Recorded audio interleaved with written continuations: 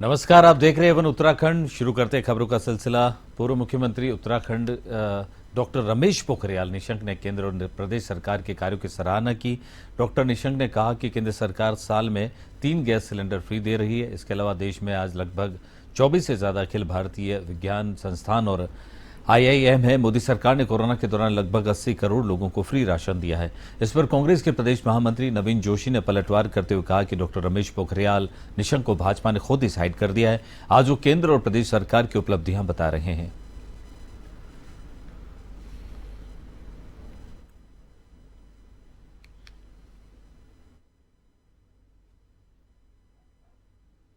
निशंक जी press conference कर रहे हैं, बड़ा आश्चर्य की बात है।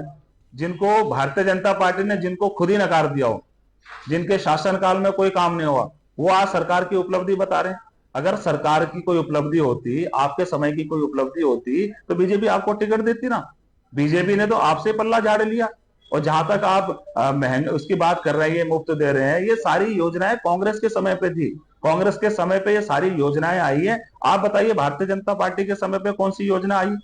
आपने सिर्फ देश को बेचने का काम किया है। चाहे एम्स की हम बात करें, आईआईएम की बात करें, या किसी भी जो उद्यम की अगर हम बात करें, तो ये कांग्रेस के समय पे आई है। कोरोना पूरे देश के अंदर पे चला, तो कोरोना में जो दवाइयां बनी, कांग्रेस की निर्मित जो प्रयोगशालाएं थी, उसमें उसके इंजेक्शन बने, उसकी वैक्सीनेशन बनी।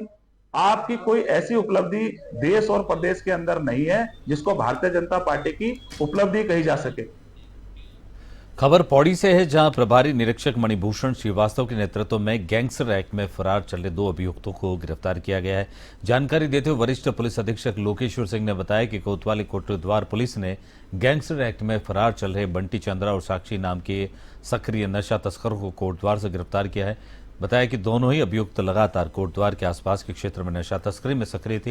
ये लोग उत्तर प्रदेश बरेली से स्मैक को कम दामों पर लाकर युवाओं को ऊंचे दामों पर बेचने का काम करते थे। पुलिस ने दोनों अभियुक्तों के खिलाफ एनडीपीएस एक्ट में मामला दर्ज कर कार्रवाई शुरू कर दी है।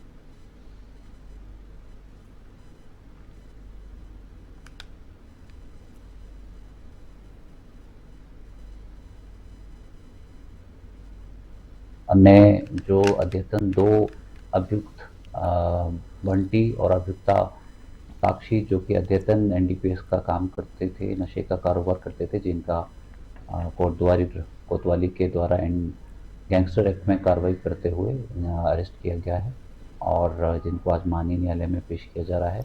दोनों ही उत्तर प्रदेश से नशे का कारोबार करते हुए यहाँ लोगों को नशे का सामान बेचते थे, जिनके विरुद्ध पहले भी 4 मुकदमे पंजीकृत हैं। इन दोनों अभियुक्तों को गिरफ्तार किया गया है और गैंगस्टर एक्ट में इनको बुक किया जा रहा है। जसपुर जिला मुख्य चिकित्सा अधिकारी की ओर से रिलीव किए गए चिकित्सा अधिकारी डॉक्टर हितेश शर्मा शनिवार को प्रभारी चिकित्सा अधिकारी को चार्ज देकर उपस्थिति रजिस्टर में अपनी उपस्थिति दर्ज कर गए। हाजिरी लगाने पर मामला फिर तूल पकड़ने लगा। पता चलने पर विधायक आदेश चौहान ने नाराजगी जताते हुए सीएमओ से शिकायत की है। सीएमओ ने विधायक को चिकित्सा अधिकारी का स्पष्टीकरण मांगने का आश्वासन दिया है। सामुदायिक स्वास्थ्य केंद्र के चिकित्सा अधीक्षक डॉक्टर हितेश शर्मा को विभाग ने अल्मोड़ा जनपद के पीएचसी से अटैच कर दिया था। उनके चार्ज नहीं देने पर सीएमओ ने रिलीव कर दिया। डॉक्टर टी पूजा को चार्ज दे दिया था। शनिवार को चिकित्सा अधिकारी डॉक्टर हितेश शर्मा चार्ज देकर प्रभारी चिकित्सा अधिकारी की अनुपस्थिति में कार्यालय में रखे रजिस्टर में अपनी उपस्थिति दर्ज कर गए।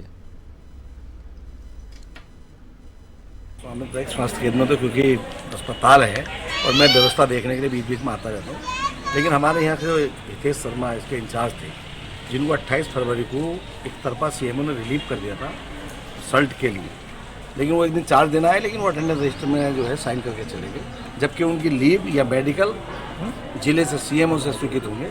इस यहाँ के अस्पताल से वो 28 को रिलीव हो चुके हैं। इस अस्पताल से उनका कोई लेना देना नहीं है, क्योंकि वो एक तरफा रिलीव है। तो उन्हें यहाँ चार्ज दे के जाना था, वो एक बात अलग है, लेकिन यहाँ के अटेंडेंस रजिस्टर में लीव या छुट्टी लिखना ये औचित्य नहीं।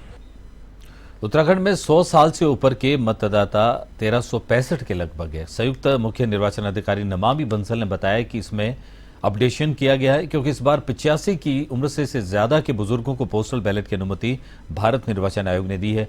नमामि बंसल ने बताया कि जो असेसमेंट किया गया है लगभग 1365 बुजुर्ग मतदाताओं की संख्या है और यह पोस्टल बैलेट के लिए भी एलिजिबल है। उन्होंने बताया कि जो मतदान केंद्र पर आना चाहते हैं, स्वयं मतदान करना चाहते हैं, उनके लिए भी पूर्ण रूप से सारी व्यवस्थाएं प्रशासन की ओर से की जाएगी। इसमें लगातार अपडेशन किया गया है और जो फाइनल समरी रिवीजन हुआ उसके बाद, क्योंकि जैसा हम जानते ही हैं कि इस बार 85+ से अधिक को तो पोस्टल बैलेट की फैसिलिटी दी है माननीय भारत निर्वाचन आयोग ने। जो असेसमेंट किया गया है 100 से अधिक के लगभग 1365 हमारे मतदाता हैं और ये पोस्टल बैलेट के लिए भी एलिजिबल हैं। जो आना चाहते हैं मतदान केंद्र पर, स्वयं वोटिंग करना चाहते हैं, उनके लिए भी पूर्ण व्यवस्थाएं प्रशासन। देहरादून नगर निगम ने वित्तीय वर्ष में राजस्व वसूली का 95% लक्ष्य पूरा कर लिया है। नगर निगम ने इस साल 60 करोड़ का टारगेट तय किया था। अपर नगर आयुक्त बीर सिंह बुदियाल ने बताया कि हमारा जो लक्ष्य था वो 60 करोड़ का था, जिसमें हमने 95% लक्ष्य को हासिल किया है।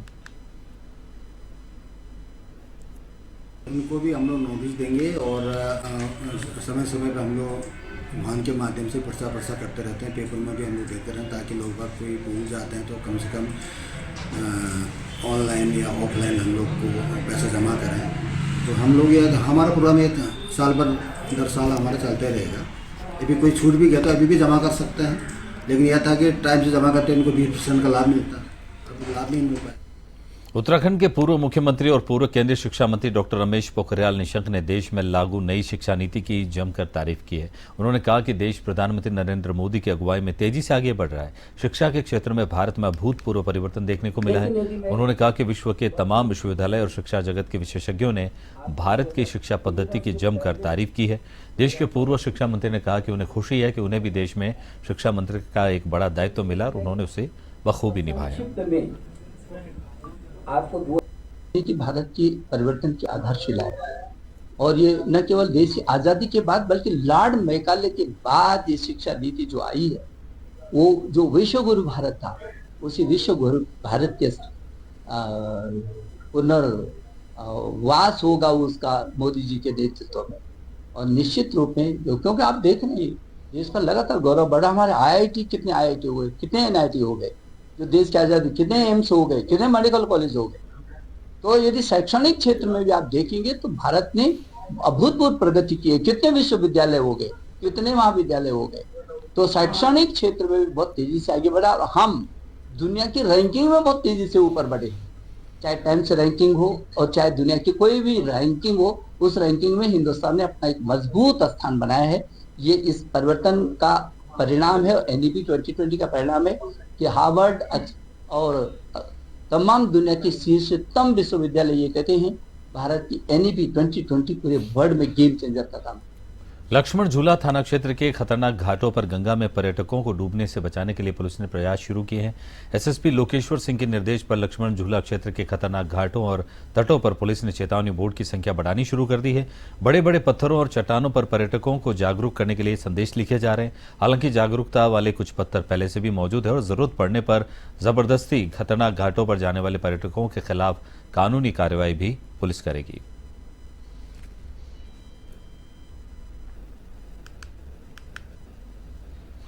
लोकसभा चुनाव को लेकर पुलिस अपनी तैयारी को पुख्ता करने में लगी हुई है। बता दें कि प्रदेश में लोकसभा चुनाव नजदीक है। 19 अप्रैल को पहले चरण के मतदान होने हैं। ऐसे में पुलिस और सुरक्षा एजेंसियां मतगणना स्थलों सहित आंतरिक बॉर्डर पर कड़ी नजर बनाए हुए हैं। लोकसभा चुनाव की तैयारी को लेकर SP सिटी प्रमोद कुमार ने बताया कि सामान्य निर्वाचन 2024 को लेकर पुलिस और अर्धसैनिक बल जगह जगह फ्लैग मार्च के साथ ही आंतरिक बॉर्डर और चेक पोस्टों पर लगातार निगरानी बनाए हुए हैं।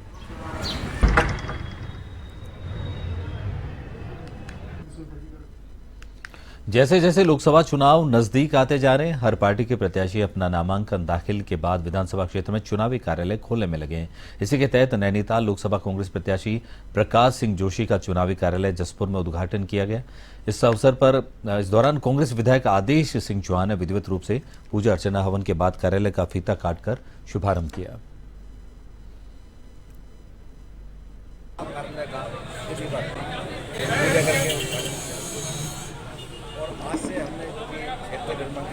नुक्कड़ सभा पार्टी के लिए वोट मांगने का काम हमारा एक कार्य करते करेगा। हमारे यूथ के अध्यक्ष, महिला अध्यक्ष, हमारे दोनों नगर अध्यक्ष, ब्लॉक अध्यक्ष, जिला अध्यक्ष और हमारे संगठन, हमारे NSUI का विधानसभा अध्यक्ष और हमारे सभी बुजुर्ग युवा और मातृशक्ति यहाँ उसमें उपस्थित रहे, सबको मैं धन्यवाद करता हूँ और मुझे पूर्ण विश्वास है कि हम जसपुर से लोकसभा प्रत्याशी को जिताने देंगे। एवन उत्तराखंड में फिलहाल इतना ही। एवन टीवी पर खबरों का सिलसिला लगातार जारी है, देखते रहें एवन टीवी।